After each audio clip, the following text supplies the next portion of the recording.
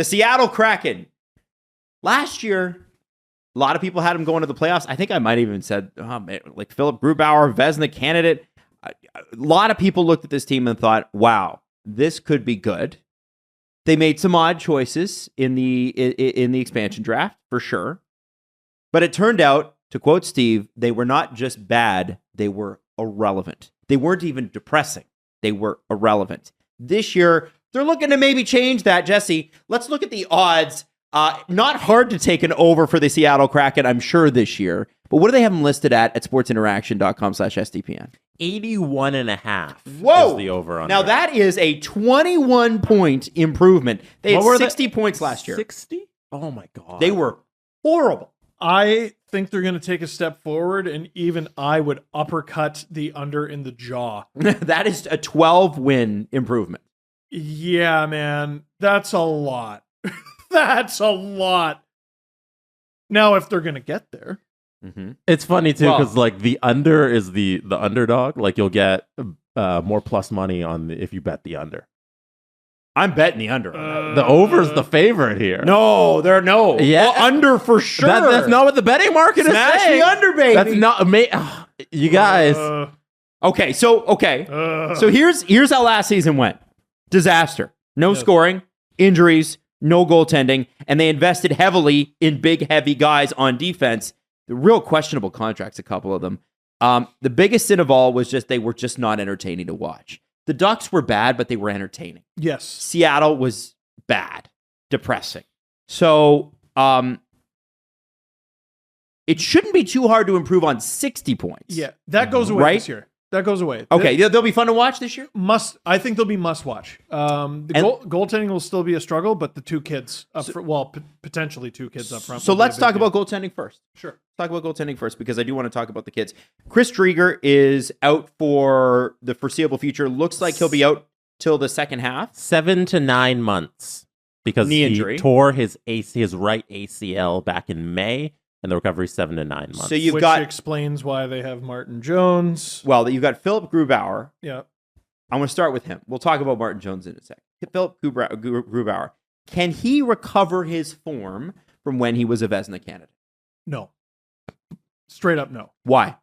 Because I don't think he was ever supposed to be that. He was propped up by a ridiculously good Colorado Avalanche team. Now, just because I don't think he's going to be a Vezina candidate doesn't mean I think he's going to be what he was last year, and that is the worst starting goaltender in the National Hockey League. And that's not hyperbole. No, they were not even 31st in save percentage as a team overall. In 55 games, he was in 889. The underlying numbers were also awful. Goals saved above expectation. He was dead last. Ownership should ask for his money back. But also, if I was him, I would ask for the salaries of all the defensemen, because if you watched, like, that was supposed to be their strength, right? Is, okay, so we got this Vezina candidate in net, and we're building this blue line that is it's gonna be really difficult to play against. They weren't. If you watch half the goals, it's Grubauer, yes, way out of position, but the reason he's way out of position is he's taking a wide open man who then passes to another wide open man.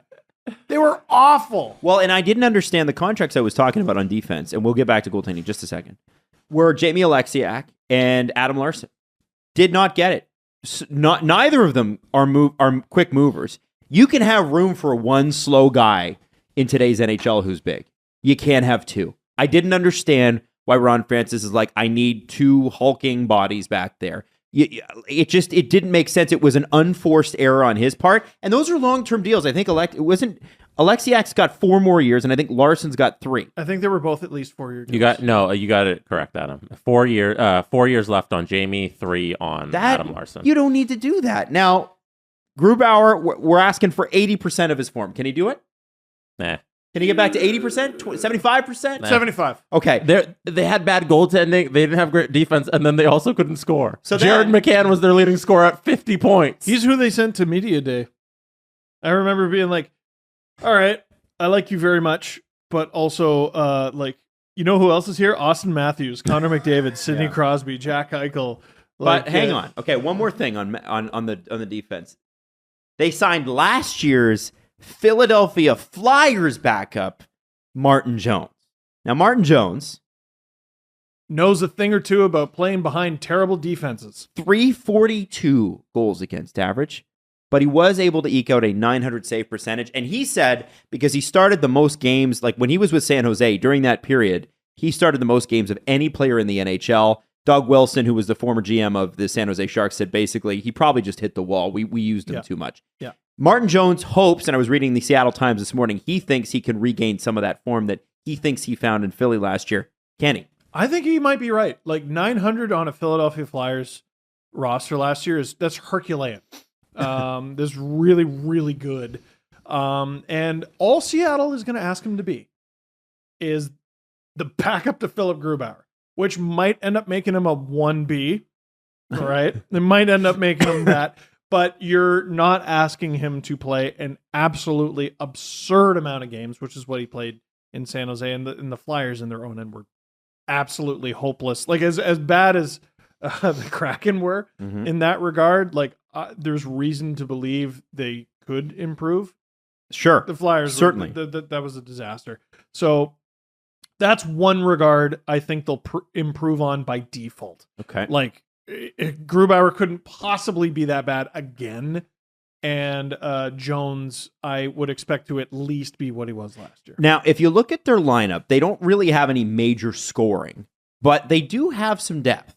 And you have like major superstars yet, right? Right. Obviously, you've got Matty Beniers, who was the second overall pick last year in 2021? Yeah, and I believe he's like the leading candidate for the Calder right now. And then you got Shane Wright, who was picked 4th overall, slid to 4th, who's going to have an axe to grind, you have to think. I want that revenge tour so bad. Matty Beniers right now is slotting in as their number one center. He did play 10 games. He had 9 points.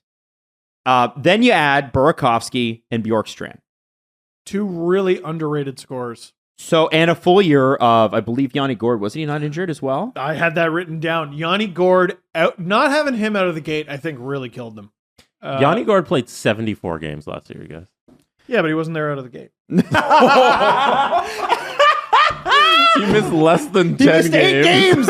It takes their season. Hey, eight games can be 07 and fun. God. Yeah, Can be 07 and fun. in Seattle it was. They tried this. This is everything we're criticizing them. They tried to build a team through the expansion draft where all they got were depth pieces. Yeah. They were like 12 depth forwards, and they're all going to be great because you can just run 4 lines. And last year, what did we have? We had 50-point leading scorer Jared McCann. Yeah. It didn't work. No. They couldn't score goals, and then their goalie couldn't stop They goals. were crap up the So middle. we're gonna go go back. better up the middle. We're now. gonna get Andre Burakovsky, and everything's gonna switch. Now we got a full season Matty Beniers. Everything's gonna switch. We got Shane Wright. Everything's gonna switch. I don't know. I do like each lines 1 through 4 are shouting at each other, having a mid off. Yes. I know Thank that. you. Yes. But Hey, we're all kind of not great second lines. mid We'd be great third liners on a cup winning team. Oh, All of yeah. us. would first Yanni Gourde. Yes, exactly.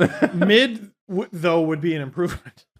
No, 100%. And I listen. I'm not giving them huge props or anything. They'll be better though. It's hard to be as bad as they were last year. 60 points is not easy to do by accident. The development of Beniers and Wright is so crucial because if those guys turn into the players that the Kraken and a lot of the hockey world believe they can be, then all of a sudden, there's your 1-2. Exactly. There's your 1-2, and McCann lands where he lands, and Gourde lands where he lands, and yeah, Burakovsky can provide there, and Bjorkstrand can provide there. They'll be fine. They'll be fine, but that's a lot riding on essentially children. Okay. An 18 and a 19-year-old Exactly. is what we're looking at. Yeah, here. it'll be... Now, let me ask you guys this before we get into where you put them in the division. Are the Seattle Kraken fun this year? Yes. Yeah, those two we just named will be very fun. Okay. So where do you put the Seattle Kraken in the division, gentlemen?